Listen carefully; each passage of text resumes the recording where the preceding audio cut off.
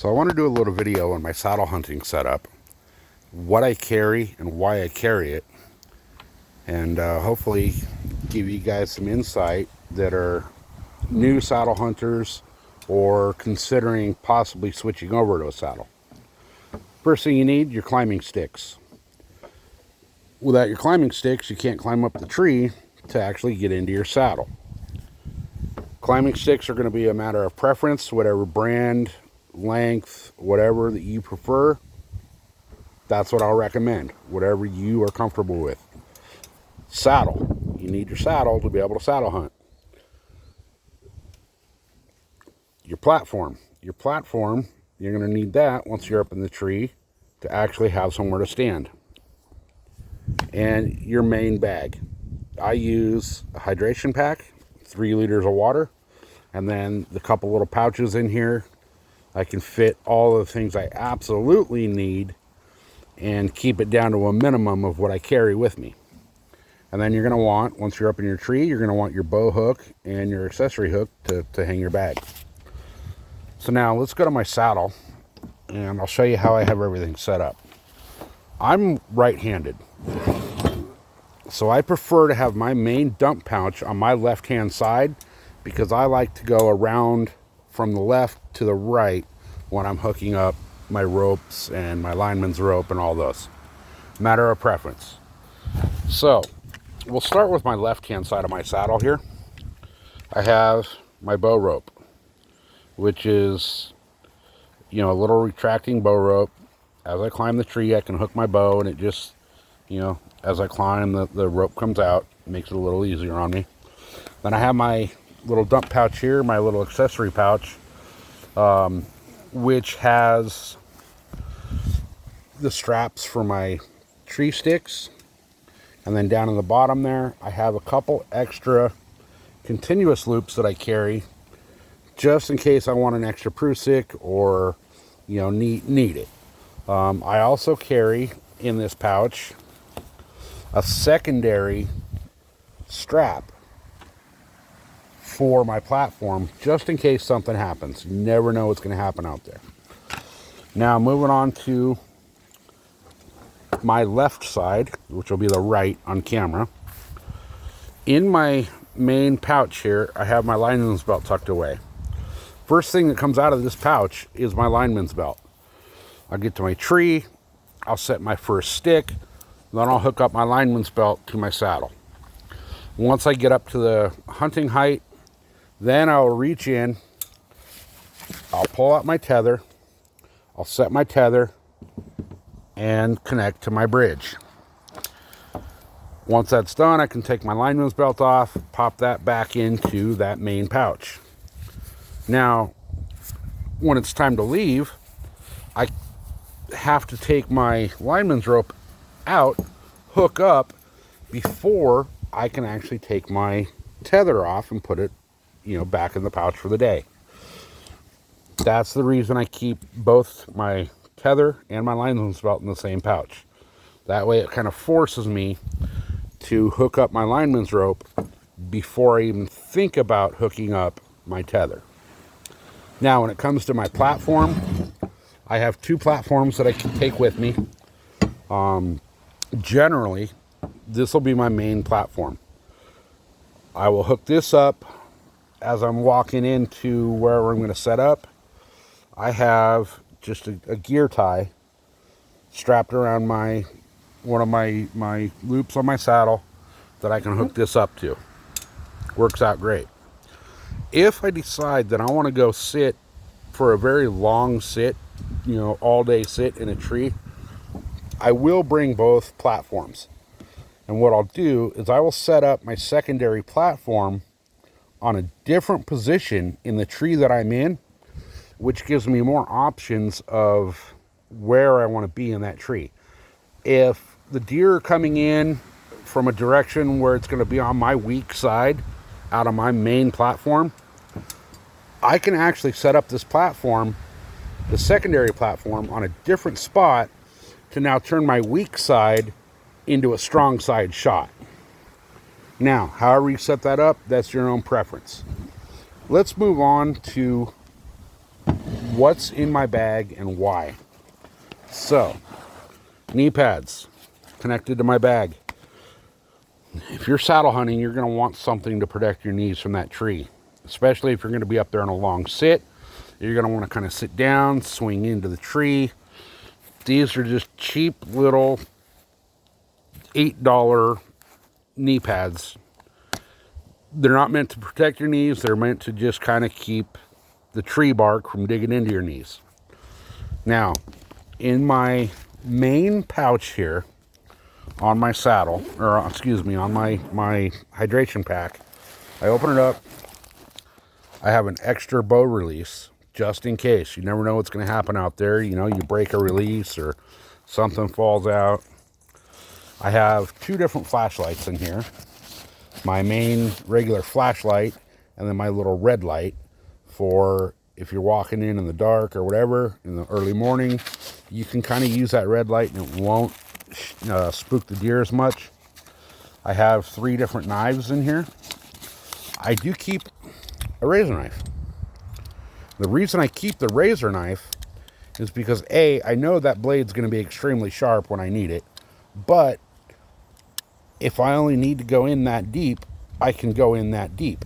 Whereas a regular blade, if I slip and miss or something happens, you know, I have a chance of cutting into something I don't want to cut into if I'm field dressing an animal. Now, in my other little pouch here in this front compartment, I keep my bow tool just in case. You never know what's going to happen in the field. I keep my tags in a bag. That way if something happens and, you know, they get soaking wet or whatever, they don't get destroyed. I also keep in here some zip ties and a couple rubber bands. For when you do punch a tag, you know, you can zip tie it or band it or whatever to the animal. I also keep 2 pens, both, you know, permanent markers to be able to fill out my tag. And if one pen dies, the other pen might work. As far as that pouch, that's all that's really in there. We'll move on to the top pouch. Up in the top, and I'm flipping this thing upside down just so it's easier to get to on camera here, I keep a little bottle of field spray. Again, I use the Dead Downwind, but again, that's all up to you, what brand you like. I also keep in here the mule deer deodorant stick thing, which you can kind of rub on a tree or whatever. It's supposed to smell like doe urine. I also keep a little bit of liquid doe urine. And for that, I have a little bag of cotton balls that I can just kind of soak those in. You know, you pin them to a branch or whatever, and it's kind of the same thing as your scent dripper for, you know, whitetail. I hunt mule deer out here in California. We don't have whitetail, so things are going to be a little different in that aspect.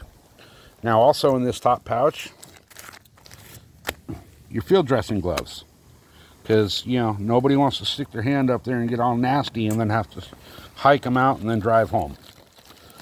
I also keep, and this is the one that kind of gets people, a tea light candle and a lighter, as well as a replacement bite valve for my hydration pack. Why do I keep the tea light candle? You never know when you're going to need a candle. You could have a bad situation where you're going to be out overnight and you're not really planning on it. Well, you have a lighter, you have fire. You have a candle, you have longer fire.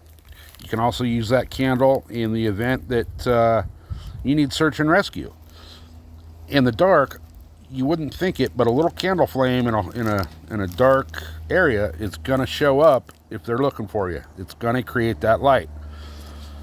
So those are just extra safety measures and what if stuff.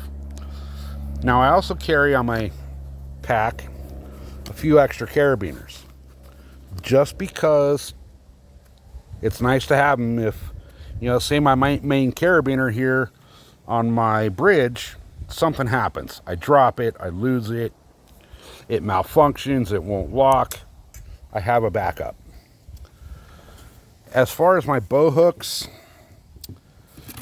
again, it's a matter of preference. I got this bigger bow hook that, you know, actually has a couple points in it that'll bite into the tree a little bit. You know, strap, obviously. And then for my bag, because that's all I really need to carry is my bag, and everything else is in my saddle. So I just use this little accessory hook here, and it'll hook right onto my bag. Everything's right there, everything's where I need it, and it works out great. Now, you're probably seeing this other little bag back here. This has nothing to do with my setup. This is just a stupid little thing that I do. This is a scent-proof bag, and inside this bag, I keep inside of another bag my actual camo. I use the Hex lightweight camo just because, you know, where I hunt, it's usually really hot, and I don't need something that's going to keep me warm. This lightweight stuff is great. What I do is I will wash this in the, I use the Dead Downwind field spray, but I also use the Dead Downwind laundry soap, and I will wash my camo, and I will put it into this bag before I even take it out of the dryer. I fold it inside the dryer, put it in the Ziploc, and then I put it in this scent-proof bag. That way, I don't have to worry about, oh, you know, hey, I got to stop for gas. Now I'm going to smell like a gas station because I was wearing my camo when I went driving out to my spot. I will get to my spot.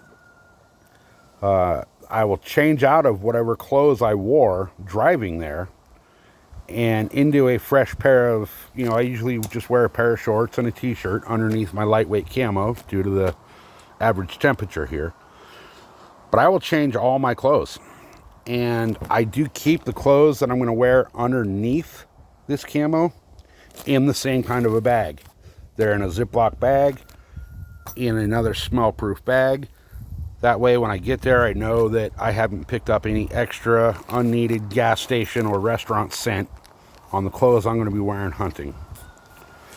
So that's just a little tip that I like to do. Does it work? Is it worth it? I can't say 100% scientifically it's been proven that this little setup works, but it makes me feel a little better about having everything scent free. So guys, I hope that that helped a little bit, helped maybe explain to you guys that are on the fence about saddle hunting, what you need, why you need it, and some of you guys that are veteran saddle hunters, maybe you know, give you an idea of a different way to set up your saddle. Either way, thanks for watching. I hope you guys like and subscribe, and stay tuned for more videos on saddle hunting equipment and reasons why I use what I use.